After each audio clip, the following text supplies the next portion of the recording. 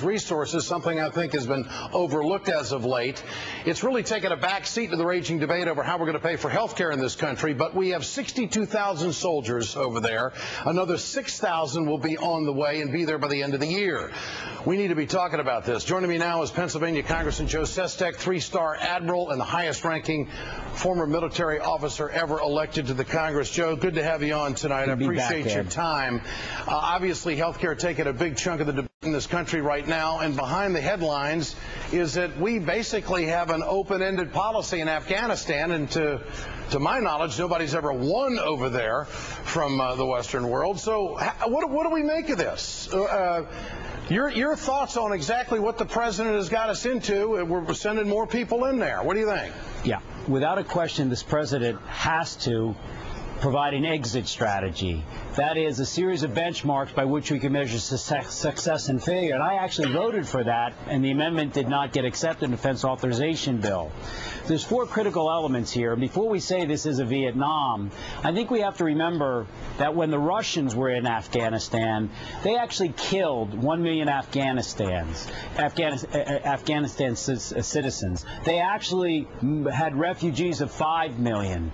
They actually, because of their brutal types of efforts, had a force against them of 250,000. We face in Afghanistan probably at best about 20,000 Taliban fighters. It's not a large number. So this is not like Vietnam where we faced 500,000 Viet Cong and Vietnamese. Is it something we can win? I mean, can we wipe out these 20,000 that you're talking about? We don't need to. There's four things that need to be done. We have to recognize that we have to talk with the Taliban. Only about 30,000 are very radical, Al-Qaeda-ized Taliban. The rest are generally somewhat ideological, but mostly impoverished youth who go there for a job, literally for a job. Second, we have to recognize that our insurgency, as the new general is doing, has to change. It's not about seek out and kill. It's about earning trust of the local citizens. Well, that's nation building. I mean, you can't earn trust unless you're doing some nation building. And I don't know if the American people signed up for this. This is what the president had to say. He was asked a question about war of choice, war of necessity. Here it is. Yes. There will be more difficult days ahead. The insurgency in Afghanistan didn't just happen overnight, and we won't defeat it overnight. This will not be quick nor easy. But we must never forget, this is not a war of choice. This is a war of necessity. You believe that, Congressman? I do, and here's why. It's because this is not about Afghanistan any longer. Because I was head of the Navy's anti-terrorism unit, was on the ground early in the war, came back on the ground 18 months later. Because of our focus on that tragic misventure Iraq, General Hayden, when he was head of the CIA a year and a half ago, said Al-Qaeda has a safe haven in Pakistan. Now, what's safe haven mean?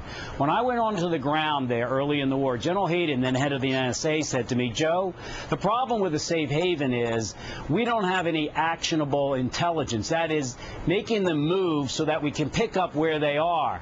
And they can quietly sit there and plan against us another potential 9/11. We cannot permit a safe haven for planning against us from the Al-Qaeda who got us in 9/11. Okay, but so that's the real objective. All right, so you're willing to give up American lives on an open-ended policy and also billions of dollars. We don't know how long we're going to be there. I mean, this is Iraq all over again, isn't it? No, I made it very clear. When I was Director of Defense Policy at the White House with the Clinton administration, we always had an exit strategy. Okay, so let the public know, are we succeeding or not? And our public needs it. It's why I voted for that amendment that Jim McGovern submitted, and it failed to pass the House of Representatives. We didn't even have enough Democrats for it. Congressman, we need a measurement of our success or failure, so then we can make a decision, is it worth it? We don't have it. Former Admiral, Congressman Joe Sestak, Pennsylvania, with us here on the Ed Show tonight. Thanks so much. For more